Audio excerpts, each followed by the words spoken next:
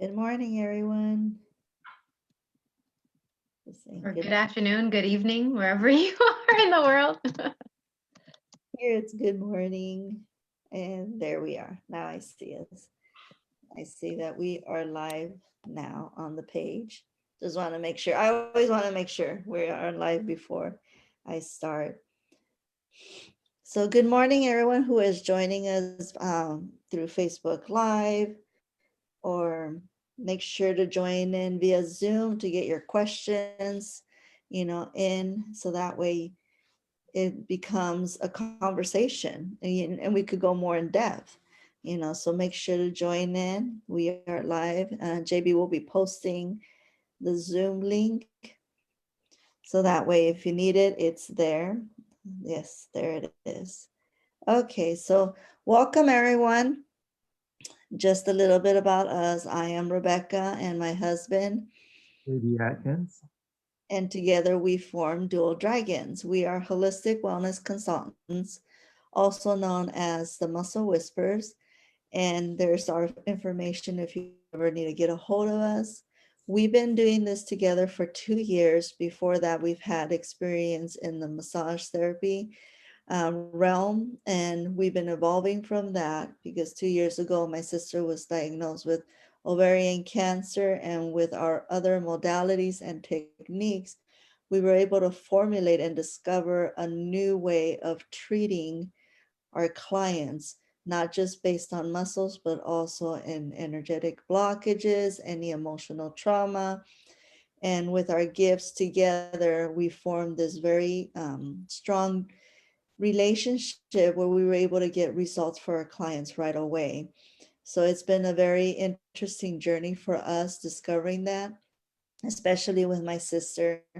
She was diagnosed stage 3 ovarian cancer, and we were able to help her minimize the aggressive chemo within 4 months, and has since then been cancer free.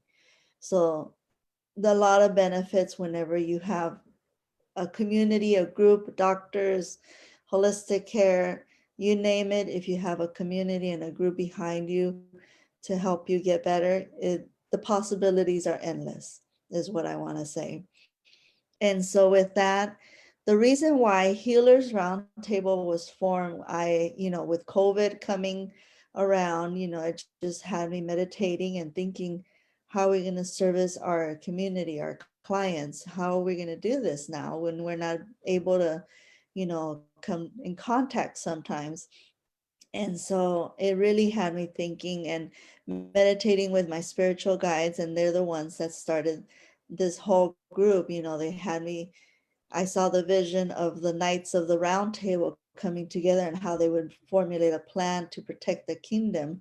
And so that's what I saw. I saw all of us healers coming together and formulating a plan, a networking way to be able to help each other spread the word of other possibilities, and a community where everyone can just, really benefit and resonate from, and so that's what the Healers Roundtable is all about. They had me formulate a course back in October, which was chakra aligning. And that one, afterwards, I understood it was a way for them to help us ground.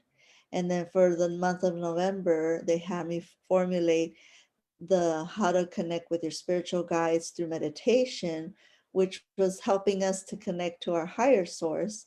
So first they had us ground, then they had us connect with our higher source, and now for this month of December, we're working within, our spiritual connection with ourselves, our spiritual connection with our spouse, partners, children, our spiritual connections then from outside from our home, which is, extended family, friends, community. And so I think the way they really formulated, and I've been blessed by their guidance, the way they really formulated this was just extraordinary. I find it, I'm in awe with how it's been developing and how it's come out. And I hope everyone is really benefiting from this, because I know I have personally. So for today, let me just, there we go, click. So we have spiritual connections with your partner and children physically. And so again, day 1 through 3, we did spiritual connections with yourself, emotionally, mentally, and physically. And day 4, 5, and today, day 6, we've done the same 3 topics emotionally, mentally, physically, but now with your partner and children. And some of the notes that I wrote down when they were guiding me was understanding change as an opportunity. Sometimes we're, even with COVID, I see a lot of people kind of like, oh, I don't like this. They're trying to push, push, push. COVID's here and it's going to be here, and other things are going to come about. And it's learning to take that change in a different perspective, in a different way of seeing it as an opportunity to grow, to develop. You know, it's it's an experience. It's a learning experience, just like throughout our lifetimes, all the changes we went through childhood, when we had to go through puberty. Nobody likes it, but we went through it and we were able to embrace the change, and then later on make that peace with, like, okay, this is my body from now on, this is who I am, being able to find our identity, accepting those changes and embracing them is what I want everyone to view it as. And then how that intimacy, you have intimacy with yourself. How do you take care of yourself? And then you have intimacy with your spouse or your partners. Daily intimacy is very important because it's not just about the physical body bonding, it's also about that spiritual connection. You've seen it in paintings where you see the chakras and how they align when the bodies are together, and how it just merges together, and all this energy connecting. And it's come to the point where my husband and I could say it all the time. If I'm feeling something, he can feel it. If he's feeling something, I can feel it. And just being able to have that very strong bond with each other, we know that we're going to be there for each other. So practicing intimacy daily. It's not a chore. It's not like, oh, an expectation. I hear that a lot from women, like, oh, he always expects me. Or even the man sometimes, like, she doesn't do this or that. And it's not about, people treat it as a chore. No, it's taking that time to really talk about that healing experience on how to become intimate where it doesn't feel that way. It shouldn't feel that way. It shouldn't feel like a job. It shouldn't feel like a chore. It should be really experienced like, I want to embrace you today. I want to hug you today. I want to do this. And it shouldn't have to be such a task. So I just wanted to throw that in a little bit about that physical part, because I feel that that's one important aspect too when it comes to spiritual connections. And also, how do you take care of your body? What movements do you do? How do you get yourself going? How do you boost up your energy? And how do you help your partner boost up? Because sometimes one is ready to take off and the other one is still trying to warm up. So how do you balance that out where you don't feel one's being felt that they're being left behind or pushed away, or, oh, she's too slow, he's too slow. So how do you balance that out? And so with that, just want to switch over. I want to introduce our guest speaker, Series Raquel Rivas. And I can't see, I'm waiting for the screen. Oh, how do you say the last one? I can't see your last name. It's Verdejo. Verde. There you go, Verde. When you click on your box, then I can see your full name.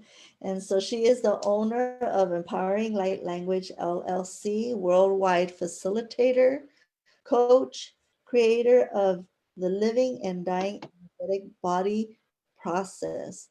There is her website, her email, and her number. So if anything she says to you today resonates, or say you're like, I really want to get a hold of her and talk some more with Ceres, there's her information.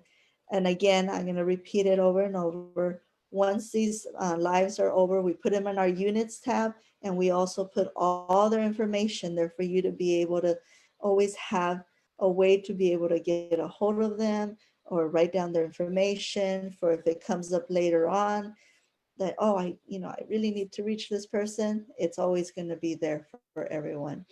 So with that, I just want to go ahead. I'm going to stop share and hand the mic over. Cities. There we go. All right. Hi.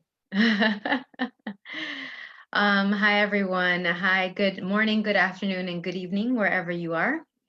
Like the introduction, yes, I'm Ciris Raquel Rivas Verdejo, and I'm very, very honored to be here today, to be asked to speak as part of the series. A big shout out to all of the earlier speakers and all the wonderful things that they were inviting us to, and that they demonstrated in their talks that we got to talk about. Just a lovely platform. And I love that we all have these overlapping energies and overlapping themes that just makes this series all the more potent. And so if you haven't checked out the other speakers, I definitely recommend you doing that. And hopefully I will be adding a piece or two or three that adds to the conversation and contributes to you, to your relationships, and to your families in whatever way I can. A little bit about me. I am a speech language pathologist and learning behavioral specialist by trade, by training. I've been doing that for about 15 or more years now. And with my 2 master's degrees in speech language pathology and learning disabilities, a lot of people assume that that's completely different and separate than a lot of the therapeutic energy work that I do, a lot of the coaching that I do, and yet it all blends together when you're really willing to be and function as an infinite being. And when you're really willing to be what's true for you all the time, there isn't all of this separation and compartmentalization. And I used to do that. I used to have my speech and language and the learning remediation stuff over here with the kids and families and teachers I would work with. And then I had the energy work over here when I'm a Reiki master. I do Tantra and Theta healing and access consciousness and so many modalities. And I'd keep them separate. And then the people over here started asking for the stuff over here. And it took me a bit because I was like, wait a minute, but what am I going to do if I can't keep them all separate? Like, out of control. Is anyone else a control freak, or is it just me? And so I was like, oh, let me actually listen to what people are asking for. And it's been amazing. And I'm so glad I just mush them all together. And now they all get to contribute to each other. And that's part of what I'd like to invite all of us to today when we're talking about being connected and intimate with ourselves, with our partners, and with our children. It's about all of those things contributing to each other and not having the separation between these different relationships either. And so when we do that in one area of our life, we can actually more easily do it in the other ones. And so I wonder for each of you, where you're already lowering your barriers, where are you already having things contribute dynamically to each other? And if you've been able to do that in one area of your life, even if it seems like a small part, then like if you get the energy of that, it'll be like, oh, let me just spread it around to everything else. So I'll talk a little bit more about that. But the other aspects that have come up from all the different modalities and in my trainings and working with children and families so much is I was very intimately in the homes with the families, not just seeing them online or working with them in the schools, even though I do that as well. And so when I got to actually visit the kids and families in the homes, working as an early intervention provider, and then also doing parent workshops and things like that, I got to really know and acknowledge my gifts of where I'm able to perceive when people are choosing something that's creating their future and the future that they'd really like, and where they're choosing something that's destroying their future and really taking them off track. And when I would see this dynamically, I would start with, let's say, the child and the parents, and how the parents would interact with their child was inviting the child to either be more of what was true for them or not. And how the parents were acting with the child was also either signaling and lighting up, like illuminating all these possible futures for that child with them. And maybe those were futures that the parent would think would create more for the child and would be good and would be nurturing and expansive, or like lead to stuff that you see on the news, or those problematic things you're like, how did we even get here? And they still get to choose. The children, they're infinite beings just like us. They have choice. But one of the things that I would encourage my parents to do, and that I will encourage each of you to do today, is to see which of the pathways and which are the breadcrumbs you'd like to leave for the people in your life, including yourself. And if that's actually going to be leading to any of the infinite futures that is actually going to work for you, that you'd like to see in the world, or going to completely take your family, your relationship, and your life off track. And so one of the things that we'll talk about today, if you're willing, is what your yes is with your body and what your no is with your body. And I do it a little bit different way than some other people. So even if you've done this before, I invite you to kind of play around and see what this looks like for you, what shows up. But when we're talking about our spiritual connection with our partners and our children and ourselves, one of the things that I do with every aspect of my business, be it the speech and language therapy, the relationship and life coaching, the energetic body work, I really invite people to co-create with their bodies. Most people are impelling points of views and agendas at their bodies, including their partner's bodies and their children's bodies, and not really talking with their bodies and their own bodies, so that all of the bodies, how many times can I say bodies? So that all of the bodies can have a conversation, can have a sense of oneness, a sense of peace and calm, of joy, of pleasure, of nurturing.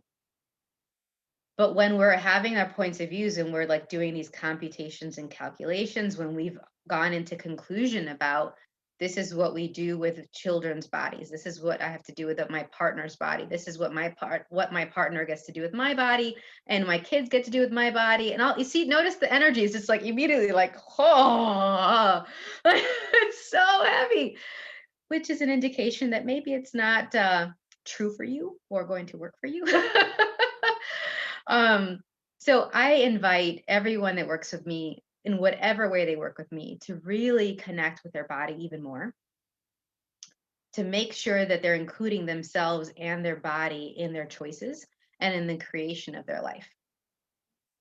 So let's have a bit of a play with that, and then I'm going to talk a little bit more now as soon as we have a clear yes or no. Before I get into this exercise, is there any questions? Be it in the chat. I'm not seeing the Facebook live feed. It won't let me see it for whatever reason. So on my phone. So if you guys can let me know if there's any questions, that would be awesome. So far, no questions yet. No. Okay, cool. And if you all catch this later and have questions, feel free to reach out. But with this, I invite you to, if you'd like, a lot of people find it easier to stand up actually and do this.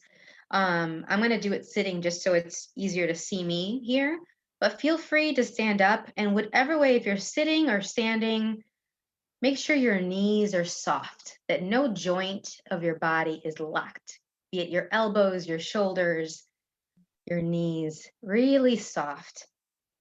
And notice anywhere that any part of your body is touching something.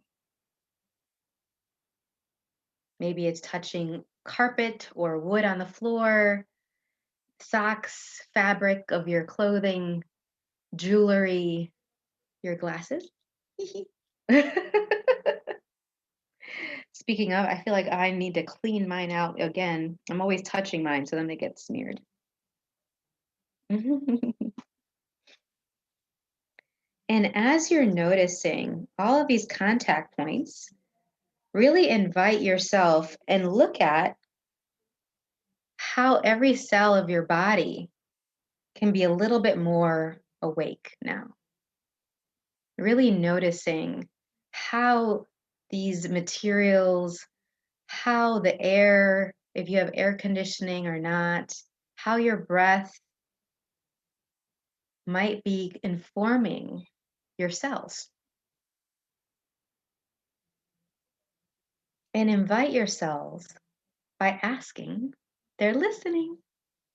So go ahead and ask all the cells of your body to wake up even more, to become activated. And if you're not really sure how to do this, feel free to pull energy from my body to your body, being like, hey, can I have whatever she's doing with her body and her cells my way? Because I don't want you to do it the way I'm doing it. I'd like for each of us to have what's true for us with our bodies in our own way. So don't worry, I got plenty of energy. Go for it. Pull away. And just notice what shifts with your body just by asking the cells to wake up a little bit more. This small thing of acknowledgement isn't such a small thing. All of us are looking for that acknowledgement, to be seen, to be heard. For many of us, our cells seem to be something that is unseen, even though we know we can see them under a microscope. But we don't talk to them. Refocus maybe on the organs or the digits, the toes, the things we put makeup on or lotion on, but not every cell. And so let's include them as well. And still having our joints, our knees, our elbows nice and soft. Noticing if your jaw is tight in any way, anywhere that you might be clenching, contracted. Just go ahead and soften all of that out of your body, out your feet, and into the earth. Let it pour all out. And then this is what I do every day when I wake up, even before I get out of bed. I go ahead and I say, hi, body. I say hi to a couple other things too. Let's start with hi, body. And then I ask my body, so body, what is our yes today? And I see if there's a movement, a sound, a picture, a smell, a taste that shows up, a knowing.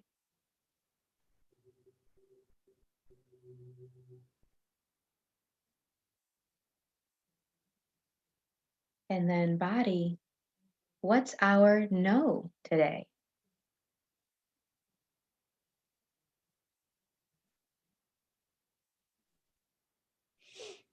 And anything that doesn't allow this to be clear for you your way, with infinite ease, let's go ahead and let all of that go. Let that pour out of our bodies into the earth.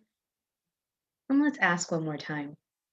Body, what's our yes today?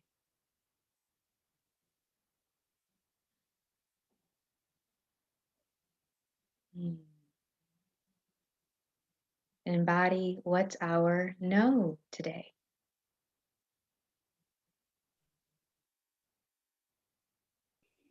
And just notice if it's the same as before, if it's changed, maybe it's gotten a little bit louder or clearer. And let me know if you don't have a clear yes or no, because there's a couple other ways to do that. Awesome.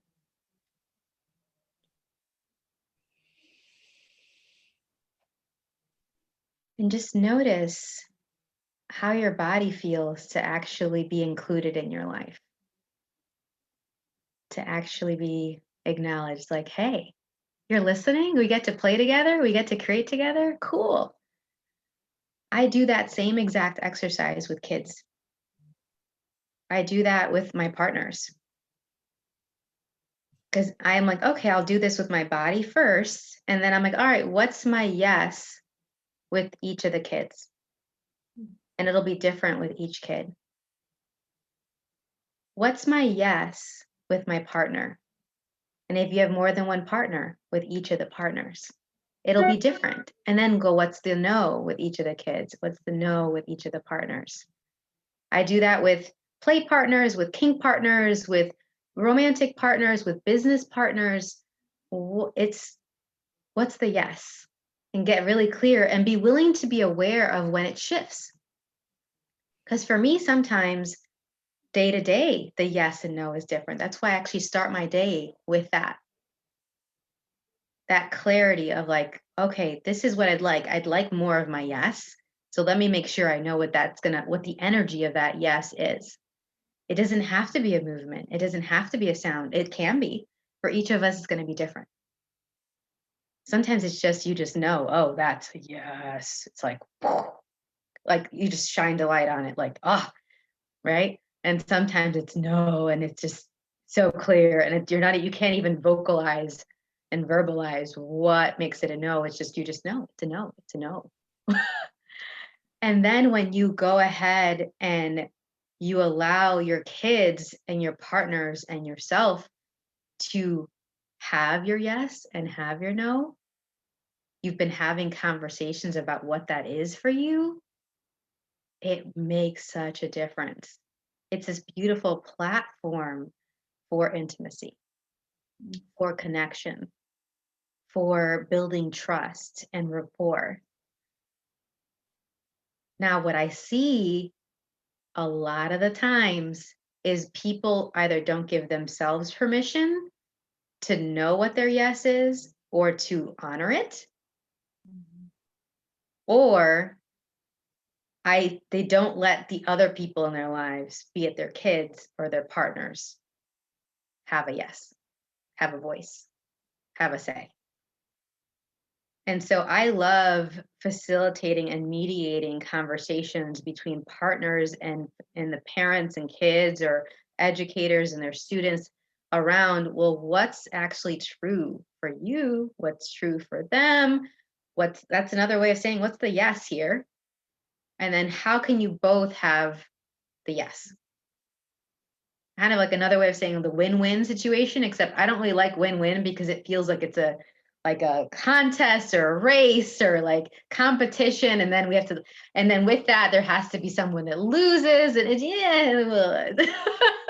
that's just my personal preference. So use whatever terminology you'd like. This is just what works for me. What's true for me? My yes. And so now that you have your yes, actually looking at, all right, what could I do? What can I be with my children and my partner that will allow all of us to have more and more of our yes every day? So I start with that question and see what pops into my head, what pictures, what sounds, what ideas pop in my head. And I continually consider that and include that as a part of my day.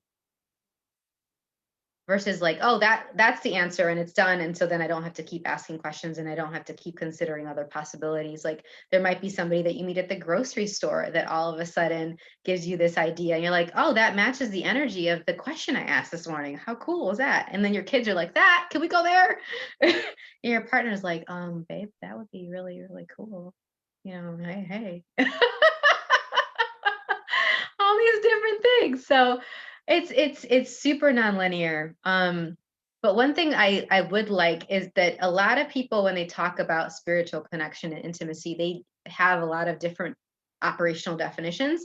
And so for me, when I think of intimacy and spiritual connection, I think of two things that maybe you haven't heard of yet that I wanted to add into the discussion, to the round table of ideas. One is a level of presence, like showing up and really showing up in your life, being really present with your body, with your awareness. So that's one. And then the other one is priority, that actually making intimacy and connection a priority, actually honoring your awareness and including your body's awareness a priority. A lot of people will say all this stuff, and then the next thing you know, you look at their schedule, you look at how they go about their day, their life, their week, and you're like, where is that? Like, how is that showing up in your life? So one of the things that I help a lot of my families and my couples, because I do coaching, and I also do like one person in the relationship that might then it trickles out and affects the relationship dynamic in my relationship coaching. And both with my family and child coaching and with my relationship coaching, I often use a lot of visual organizers and visual reference so that people can see how, like, when they see it, they're like, oh, this is what I've been choosing. Sometimes when it's all rattling around in their heads, or like they're in the go, go, go of picking up from soccer and going here and getting groceries and, the bedtime and that they're not really seeing how it plays out. They're like, oh, sure, yeah, I did that. I totally am prioritizing intimacy. I'm totally, yeah. But then when they really sit with it and look at it, they're like, oh, wait a minute. Am I? Oh. And so it's not me telling them either, because that doesn't really work. Who likes to be told? It's more empowering for them to like really sit with it and like spread it out and write it out or draw it out, whatever way they want to express it out. And then they get to have it and they're like, okay, I see it now. This is my life. Is this actually what's going to work for me? Is this what the future? I remember those infinite futures we talked about earlier. Is this what the way that I'd like my future to be? Because how I'm living now, what I'm choosing now creates my future. If I'm not really prioritizing it and choosing it now, I'm not going to have it in the future later. But a lot of people think, oh, it's for later. I have time. One of the things that I love about 2020, as much as it's been a huge time of change, and there's been a lot of upheaval and a lot of deaths and a lot of illness and stress, it's also really invited anybody that's willing to actually live the way they'd like now to step it up and choose it now. Because this whole, like, they were hearing it, oh, your life is now, but they were kind of putting it off. And I can't tell you how many people were messaging me in the spring and in the early summer, and they were like, oh my gosh, I wish I had talked to you about my business and already moved my business online way back in the end of 2019, because now I wouldn't be so impacted in my business. And now I'm worried about how I can help my kids with their schooling and still nurture my relationship and make money, but like I can't even go to work like the way I used to go to work. And it's this whole whew. So really right now, what your life is looking like right now and what you're choosing right now is what's leading to your future. And you can plant the seeds for all these different futures you'd like now by making it a priority. So presence and priority. And so one of the things that I would invite all of you to, if you haven't done it anytime soon, is to actually do like a pie chart of your life. I do this maybe once a quarter. So I won't suggest anything to you that I don't either do or invite my clients to do, or both, and that I don't do like continuously, like that. I'm going to walk the walk with you. Okay. And one of the things that I've been seeing is, are you including touch and movement as a priority with your family and with your partner? I love that Rebecca mentioned touch and hugs and things like that. There's this concept of skin hunger that has been showing up. Maybe you've heard that term in the last, over the course of this year, where even people who weren't necessarily physically affectionate people, they were feeling this hunger for touch that maybe they've never experienced before. And those of us that were already cuddly and affectionate are like, like we're already struggling even more and finding ways to how can we have this touch and this nurturing, even given everything that's showing up right now and what other people may or may not be willing to choose. And so looking at that and seeing, well, what's the percentage of the time that you're having touch and having movement as a part of your life. And then also with your kids, how much of do they get to move? I work with a lot of kids remotely on the computer, and the kids are on the computer even more now than they ever have been. And there's all this concerns about that for their intimacy, their self-regulation, how they're connected with their bodies. Are they actually, there are kids that are getting more constipated and things like that because they're not getting to move around. So it's affecting their physiology. But that's also the case with the adults. We all need movement, all of our bodies in some way. And so for a lot of us that have these tools of energy work, have we acknowledged that energetic movement is movement? Mhm. That even when we're at a computer, when we're flowing energy to each other, when we're doing these therapeutic body work and therapeutic energy work, we are moving things and we're inviting our bodies and cells and these things, everything to move more. And so it can create more ease and provide that the higher frequency of movement that our bodies are asking for, while still allowing us to do what we have to do on the computer and interact with the world in a way that many of us are being asked to now more than before. So if you acknowledge that, I wonder what that would create. The other piece too is actually still going and doing movement and exercises in the homes. I work with a lot of people that they have many people in a household and not a lot of space. So I'm not going to be dismissive or flippant about space constrictions, or depending on where you are in the world, if you're in a place where you can't get outside or you don't have a yard, there are ways to have the movement in addition to this energetic movement that we're talking about that everybody in the family can be a part of. Now, one of the things that I invite you to do with that is to actually talk about the value of touch with the kids and the different kind of touch versus the special touch that the adults have. Mhm. A lot of parents, after let's say they have their yes, let's say they're willing to honor their yes, including, yes, I need time with my partner. Yes, I need time to myself. Let's say they're willing to actually choose it, which is a big if, but let's say they are. How do you actually present it to the kids in a way that they can hear, that they'll get it? And that's one of the things that I do a lot is with the parent and child coaching is I help parents talk to the kids about the things that they're not really sure about, the uncomfortable conversations, the ones that were like, I never had this conversation with my parents. I don't have a model for this. How do I do it? Including something as simple as touch. That one isn't super controversial, and yep, most parents don't talk about it with their kids. And a lot of people don't talk about it with their partners as to like the kind of touch that they like, all the infinite ways it could be touched that have nothing to do with copulation. And then on top of that, yes, when they get the bodies together, that's another whole other part too. But intimacy doesn't have to be about copulation at all. That's why we can have intimacy and spiritual connection with our kids. And for them to know that difference starts with talking about, how do you like to be touched? Where do you like to be touched? Where do you like mom to touch you versus dad to touch you versus your sister to touch you? Are there times of the day that you prefer it or not? Like for me, and I give this example, and parents being willing to actually know this about themselves makes it easier for them to talk about it with their kids.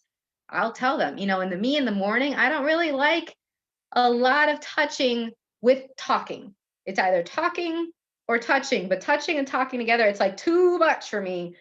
And and they're like, oh yeah, me too. Oh wow, yeah. They didn't even realize. It's like, oh, that's what's going on in my world. Oh, okay. So like when you're getting ready in the morning and I'm asking you to brush your teeth or do these things, would it be helpful? And I talk about this even for kids as early as 2 years old. So when you're like, oh, these seems like really advanced conversations where they need a lot of vocabulary. No, they really don't. No, they really don't. You can talk about, hey, what's picking up on the child's yes and no as an infant is huge. And then continuing to let them know, okay, hey, what's your yes and no while you're changing their diaper, while you're doing this stuff, and see, oh, you see your face, I guess that's a no. And they're like, oh, that's what my no feels like. When you identify it with them and then you point it out and they're like, oh, that's no, got it. Oh, that's my no. Okay, thanks, mom. And then they'll tell you, Mom, that's a no. Like I have these little cute 2-year-olds and they're like, that's a no. That's a no for me. And I'm like, got it. Thanks for letting me know. And them being allowed to have their no. Being that I was born in Puerto Rico and my dad's Dominican, my mom's Puerto Rican, and we have very Latin culture. If any of you are Latin, you'll know that we greet each other by kissing on the cheek and we part ways by kissing on the cheek. And then I was working a lot with families that were Hispanohablantes, the Spanish speaking as well. And they would force their kids to greet me with kissing on the cheek, even if the kid didn't want to. And so this is a great example. Please don't do that, by the way. Please don't make your kids kiss somebody or touch somebody that they don't want to touch. Even if it's the cultural expectation, all this stuff. Like be willing to be different for your kids.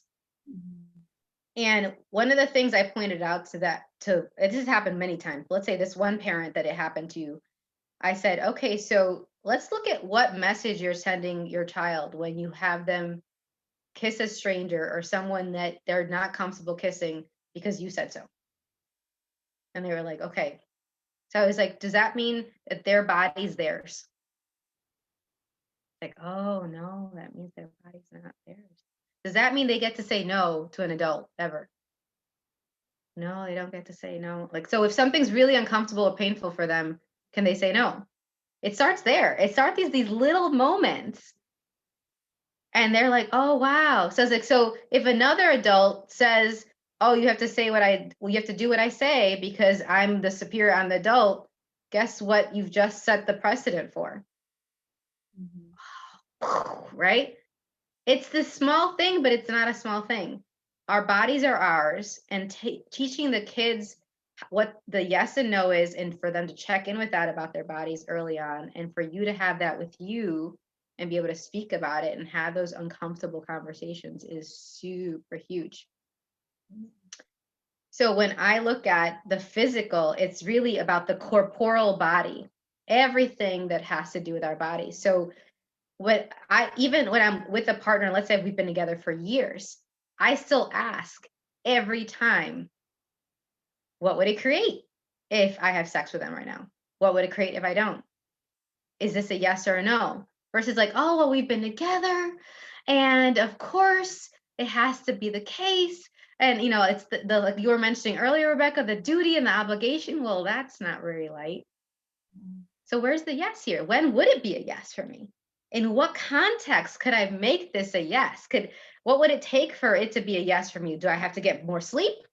Let's put that in. Let's prioritize that. Again, presence with your body and your awareness, and prioritizing following your awareness and that. And so it's like, oh, I guess if I got more sleep, then I have to communicate that with my partner. Can I get a power nap and then we will totally rock this out?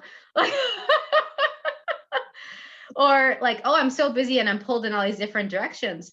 The other part with the visual reference, I put in the calendars and in the visuals the time for the kids, and the kids get to see it on their calendar. This is your special time. And it doesn't have to be a whole bunch of time. A lot of people think that intimacy has to be like a date that's 2-3 hours in a certain setting and all this, there's a whole bunch of like conditions and restrictions to it.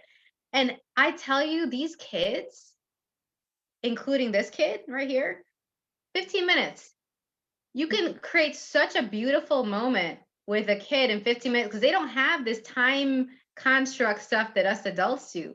So if you say, oh, you have these 15 minutes with me, what would you like to do? Or maybe you want to say 30 minutes if you have that, but a lot of my parents don't have 30 minutes. So you say 15 minutes, what would you like to do in that 15 minutes? We're going to block it out. You see it's on the calendar. You can put it with your stickers, or you can put your hearts or whatever that signals that it's your time.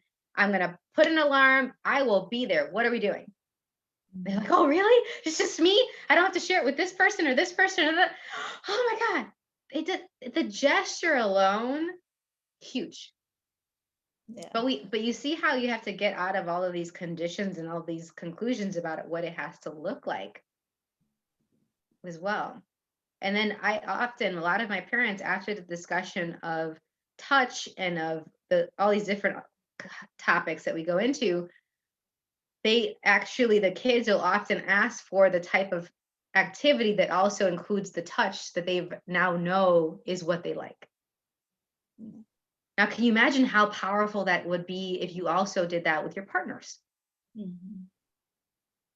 And 15 minutes. I hope, since y'all have this beautiful, like both being massage therapist background, that you like book appointments to give each other massages. What I find is that massage therapists are the most amazing givers and healers and the worst at receiving, because they're always taking care of everybody, thinking about everybody. How can I contribute to other people? And then they don't prioritize. You see, prioritize actually putting it in. So my mom, she was a massage therapist for a long time, and she would actually swap with another massage therapist, and they had a standing appointment no matter what every week at this time to give each other massages. Again, as you know, you can do a lot in 15-30 minutes for a massage too. And Mhm. then that could be a time where you talk or don't talk, you have that connection.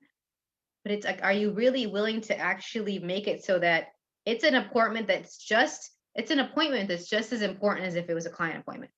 Yeah. Like, most of us would honor our clients and our kids' appointments more than ours. Oh, I'll just move it. It's fine. I'll just move it. It's okay. No, I got plans. Sorry. When else can you meet? Because this is a priority. My Mhm. time with my partner is a priority. You don't even have to tell them who it's for. I have plans. I don't even explain it anymore. I just like, I have plans, I'm busy. But what about this other time? What about this time? I give them some other options. But a lot of us will just this move it all around. And then next thing you know, it's been weeks, months, years. And then we're wondering how we're in relationships where we barely know the person anymore, where we haven't nurtured that time together, those things that brought us together to begin with. um and it's really key now more than ever. Yeah. Yeah, I'm gonna pause.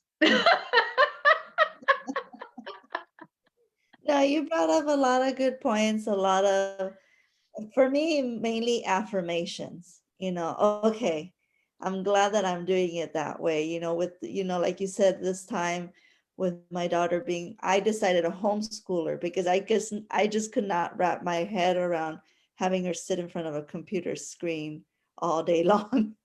I've been seeing everyone else doing that, and I'm like, no, I can't do that to her. And so I decided to homeschool her myself. But I Mhm. don't sit there with her for hours. We'll do a couple books and then she gets an hour break. And during that hour break, you could hear her in her room pacing back and forth and Getting singing that movement. that movement. And she has her thing. And if you interrupt her, if you happen to knock on the door, she's like, what? I'm busy. It's like, but I she loves, love that because she's prioritizing it. She's like, this is important. I require this with my body. yes. What, you're interrupting me for what reason right now? Like, I'm sorry, I just want to make sure you're not hungry. Are you hungry? Or you need something? And she goes, actually, I am hungry. It's like, but it's, just having that playful relationship with your child, and she's so open, like, why does grandma always tell me I have to eat? And I'm like, well, because that's our culture, but they were raised that way. That doesn't mean you have to eat. Just let her know in a nice way. No, thank you.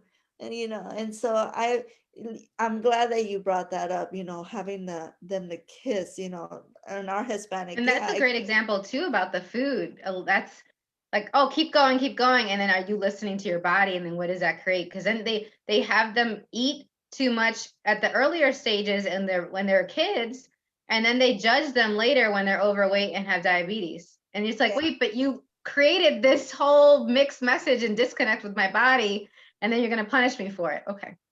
That's interesting. exactly. And I always tell her, just let me know when you're hungry. And so it's so funny because she goes, I keep trying to explain to her, I'll let you know when I'm hungry. And so Love it. I go, and it's just, they were brought up that way. We just gotta learn to kind of navigate. And so I kind of give her like, you just gotta learn to kind of navigate and kind of work your way around that situation, because not everyone is open or understanding, Yeah. So it's fun. It's Mhm. fun having, like what you saying, practicing the yes and no. Like, Yeah. what is it that she likes? What is it that she doesn't like? I always have a lot of, family members. Why don't you put her in sports? Why don't you do? Well, she doesn't like it. She's told me. I've tried. I'm like, I'll introduce it. Mom, I don't like this. I'm like, this is not my thing. I'm like, okay, Mhm. it's not your thing. So I'm not that kind of parent that's rushed to million things. Like I have them, I see some parents that they have their kids in karate, soccer, and it's like Like really overscheduled kids. And overscheduled, yeah. and their kids are just like, and they all come home like this. Some of our Mhm.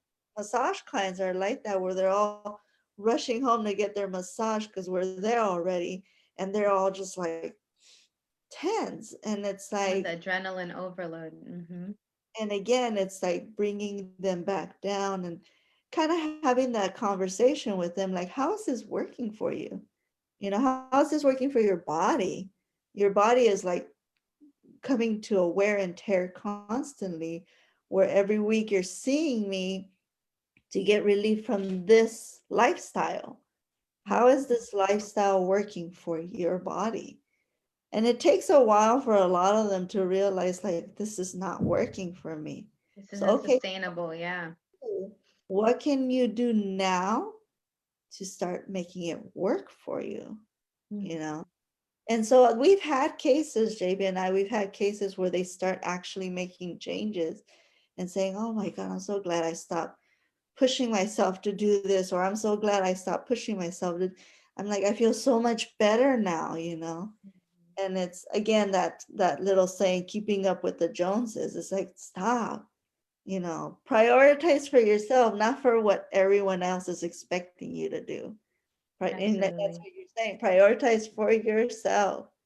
Who cares about anybody else? It's like you. Yourself and your family and whatever dynamic the family has. Like, I work with a lot of people that have very alternative, for lack of a better word, family dynamics, from either polyfidelity to blended families to, adoptive and foster care kids, just a lot of different things that like isn't necessarily what you see on TV, right? And they feel really isolated. They feel really alone. They're like, okay, well, there's some things that apply to us that we see other families choosing, and then there's other stuff that's just not going to work for us, but we're not sure what other possible options are out there. And so part of what my role has been is kind of to coordinate and connect them with other resources, other books, other trainings, other possibilities, so that they can actually get clear what's going to work for each individual in the family and the family as a whole. Mhm, exactly. And I think that's the one takeaway from this is like, really asking that question, what is my yes? What is my no? What is my partner's yes? What is their no? And then finding that balance and through the communication, how to make it work. And then also the children and how to just kind of like weave this together in a way where it flows.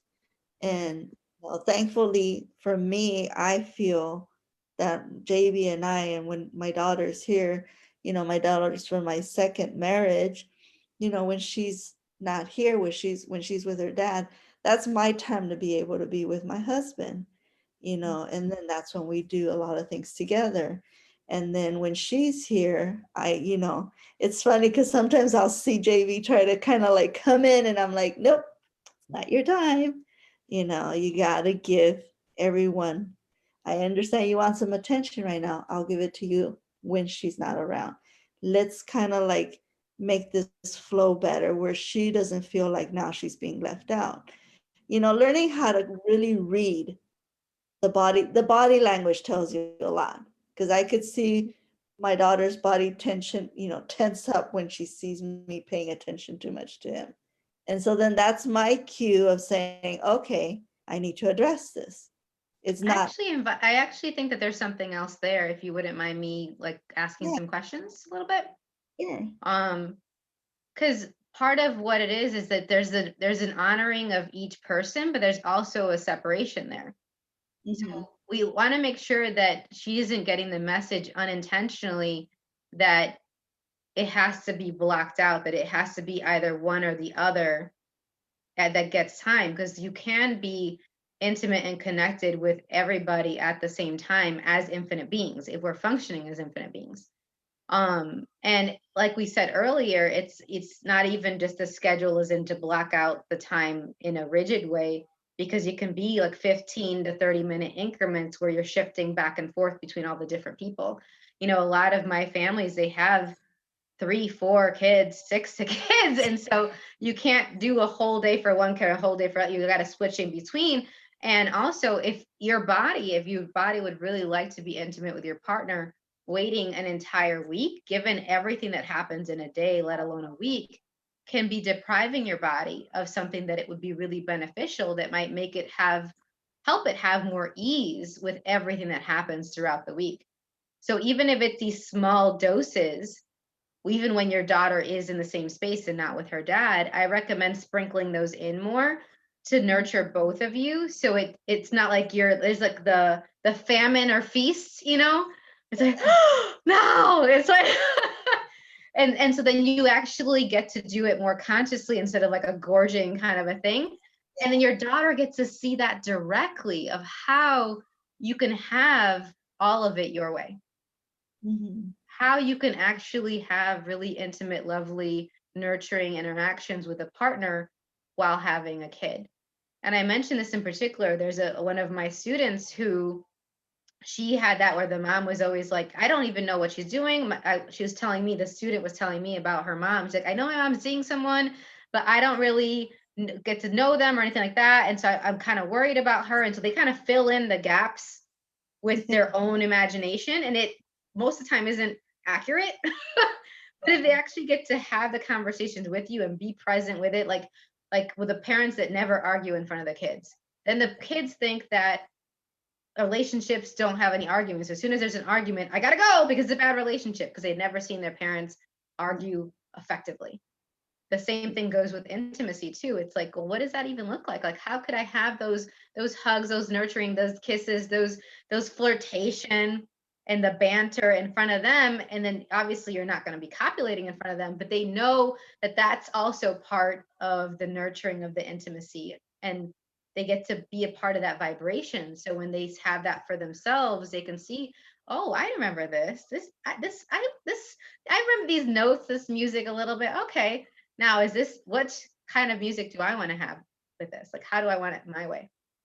Mhm. Yeah, no, definitely. We have those moments, where she sees it and she's like, "Ooh, guys, come on." But it's like, I'm talking more where I'm homeschooling, like it's that time where I'm with her and he The happens to schooling time specifically.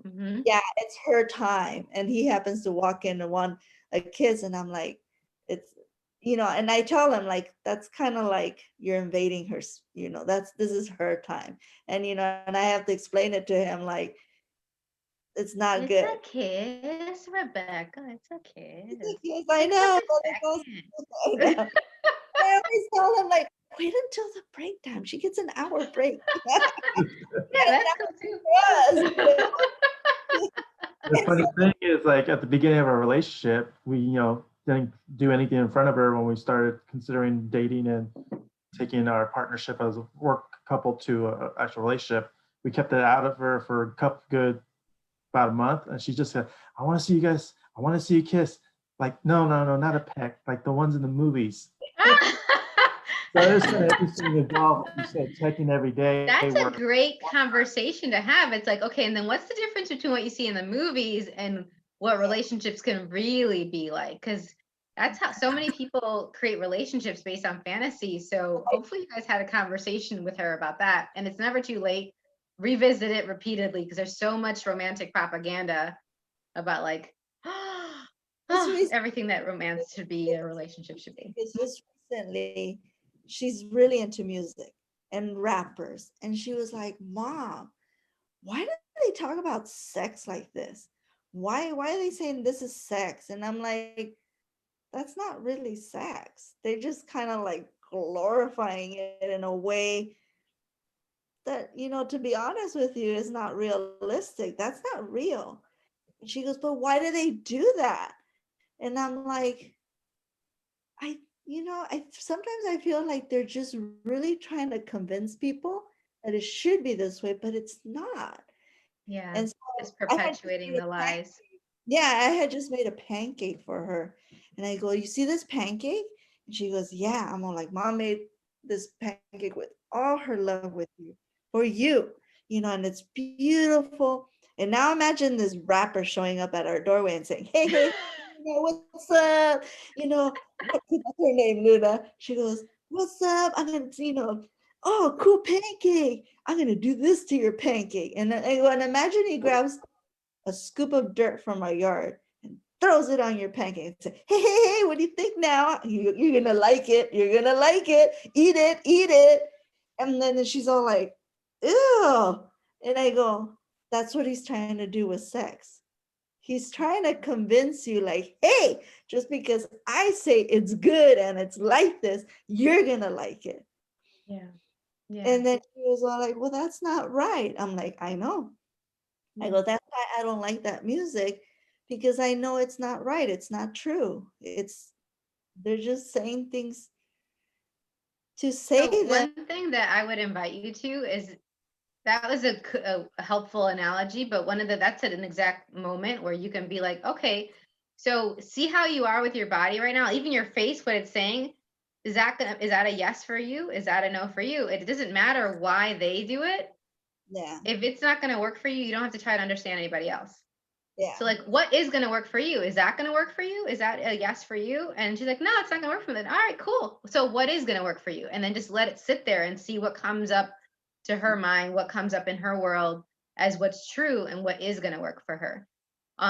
Because part of what's tempting and tricky with all of that is when you start going into other people's realities and why they're doing things, then all of a sudden you might have to like judge them or certain aspects of them, and then it gets really messy versus like inviting her to have what's going to work for her. Exactly. With that, I'm going to go ahead and have JV take over. I'm going to be stepping out and reconnecting via Zoom. Thank you, everyone. I'm actually on my way to work right now, but I'm going to be reconnecting through my phone via Zoom for the private session, and I'll let my husband take over. Thank you all for joining us now, and look forward to seeing you tomorrow. So remember to stay healthy and breathe intentionally.